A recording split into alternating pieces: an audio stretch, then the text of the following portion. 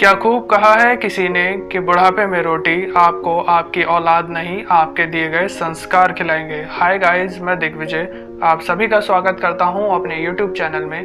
Guys, एक छोटी सी कहानी। किसी शहर में दो भाई रहते थे। उनमें से एक शहर का सबसे बड़ा बिजनेसमैन था तो वहीं दूसरा ड्रग एडिक्ट था, जो अक्सर नशे की हालत में लोगों से मारपीट किया करता था, लड़ाई झगड़े करता था। और जब लोग इनके बारे में जानते तो बड़ा आश्चर्य करते कि आखिर दोनों में इतना अंतर क्यों है, जबकि दोनों एक ही माता पिता की संतानें हैं, एक ही जैसी शिक्षा प्राप्त है और बिल्कुल एक जैसे ही माहौल में पले बड़े हैं। कुछ लोगों ने इस बात का पता लगाने का निश्चय किया और शाम को दोनों भाइयों के घर पहुंचे। अंदर घुसते ही उन्हें नशे में धुत एक व्यक्ति दिखा। वे उनके पास गए और पूछा, भाई तुम ऐसे क्यों हो? बेवजह लोगों से लड़ाई झगड़ा करते हो, मारपीट करते हो और अक्सर नशे की हालत में अपने बीवी बच्चों को भी मारते पीटते हो। इन सब की वजह क्या है? भाई बोला, मेरे पिता। लोगों ने पूछा, तुम्हारे पिता? वो कैसे? वो तो इतने अच्छे स्वभाव के हैं, तुम ऐसा कैसे कह सकते हो कि ये सब की वजह तुम्हारे पिता हैं? भाई बोला, मेरे पिता शराबी थे। वे अक्सर मेरी माँ और हम दोनों भाइयों को मारते पीटते थे, घर में लड़ाई झगड़े करते थे, गुस्सा करके दिखाते थे। और भला तुम मुझसे उम्मीद भी क्या रख सकते हो? मैं भी बिल्कुल वैसा ही हूँ। लोगों ने कहा, अच्छा एक बात बताओ, तुमने अपने माता पिता को घर से क्यों निकाल दिया? भले ही वो शराबी थे, लेकिन उन्होंने तुम्हारे लिए क्या कुछ नहीं किया। तुम्हें अच्छी शिक्षा दी, अच्छे स्कूल में पढ़ाया और तुम्हारी माँ, वो तो तुमसे बहुत प्यार करती थी, तब तुमने ऐसा क्यों किया? भाई बोला, मैं उनसे बहुत परेशान आ गया था। शादी के बाद भी वो मुझ पर गुस्सा करते, हर बात पर मुझे सुनाते और मेरी माँ मेरी पत्नी से कहती, कभी ये करो कभी वो करो, यहाँ चली जाओ वहाँ चली जाओ, ये काम करो वो काम करो। मेरी पत्नी भी इन सब से बहुत परेशान हो गई, रोज़ रोज़ के झगड़े होने लगे। मैंने अपने माता पिता से कहा कि आप मेरे छोटे भाई के यहाँ चले जाओ, क्योंकि मैं बहुत परेशान हो गया हूँ इस रोज़ रोज़ के लड़ाई झगड़े से, अब और बर्दाश्त नहीं होता। लोग ये सब सुनकर वहाँ से चुपचाप चले गए। फिर वे दूसरे भाई के पास गए।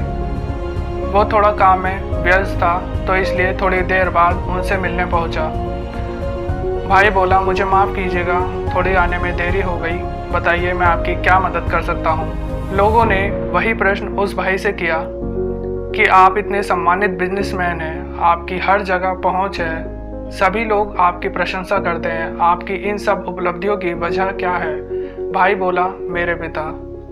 लोगों ने सोचा, बड़ा भाई अपनी बुरी आदतों की वजह अपने पिता को बता रहा है, लेकिन वहीं छोटा भाई अपनी कामयाबी की वजह अपने पिता को बता रहा है। ऐसा कैसे? लोगों ने बड़े आश्चर्य से पूछा, भला वो कैसे? मेरे पिता शराबी थे, वे मेरी माँ और हम दोनों भाइयों को मारते पीटते थे। मैं ये सब चुपचाप सहन करता था और तभी मैंने निश्चय कर लिया था कि मैं ऐसा आदमी बिल्कुल नहीं बनना चाहता। मुझे तो बस एक सभ्य, सम्मानित और बड़ा आदमी ही बनना है और वही मैं बना। लोगों ने कहा, अच्छा एक बात बताओ, तुम्हारे बड़े भाई ने तुम्हारे माता पिता को घर से निकाल दिया। भाई बोला, मैं अब बड़े भाई को क्या कह सकता हूँ? उसने और उसकी पत्नी ने जो कुछ भी किया, उन्होंने एक बार भी यह नहीं सोचा कि जो हमारे पिता ने हमारी माँ के साथ किया, ऐसा हम नहीं करेंगे। अगर हम अपनी पत्नी और बच्चों को मारेंगे या अपने माता पिता को घर से बाहर निकाल देंगे, तो उन्होंने एक बार भी यह नहीं सोचा कि हमारे बच्चे भी कल के दिन को हमारे साथ वैसा ही सलूक करेंगे। और अगर मेरी माँ बुढ़ापे में काम के लिए अपनी बहू से नहीं कहेगी तो किससे कहेगी?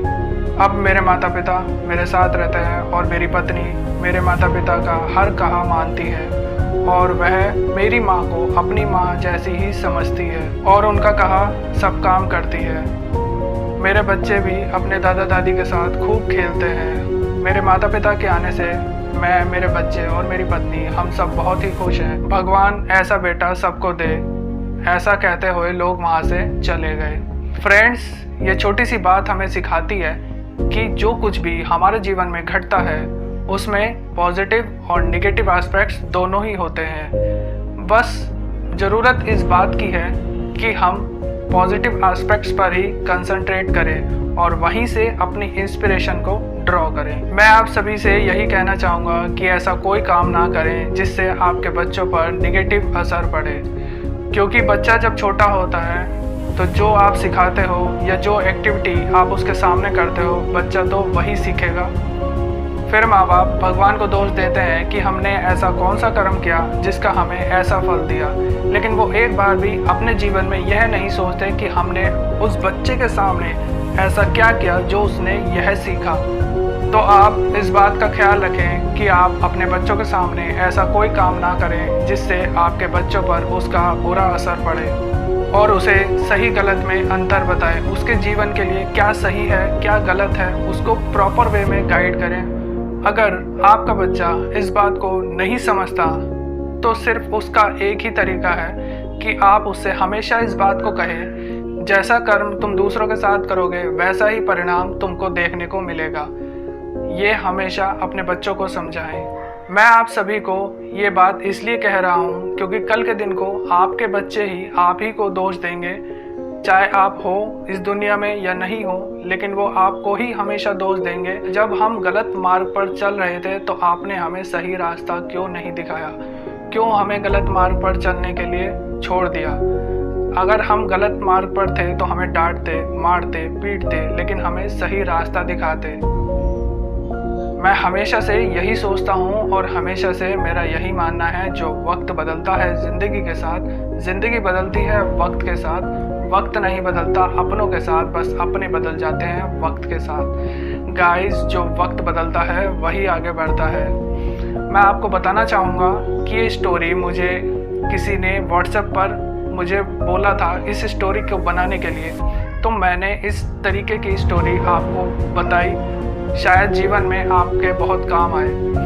गाइस, आप भी मुझे अपनी स्टोरी भेज सकते हैं मेरे व्हाट्सएप नंबर पर। व्हाट्सएप नंबर आपको डिस्क्रिप्शन में मिल जाएगा, और आप मुझे फॉलो भी कर सकते हैं मेरे फेसबुक, ट्विटर और इंस्टा पर। लिंक आपको डिस्क्रिप्शन में मिल जाएगा। अगर आपको ये स्टोरी पसंद आई है तो इस वीडियो को लाइक करें और ज़्यादा से ज़्यादा शेयर करें ताकि लोगों तक ये वीडियो पहुँचे और इस कहानी से उन्हें भी कुछ सीख मिले। और हाँ यार, खुश रहा करो। चलिए मिलते हैं नेक्स्ट वीडियो में।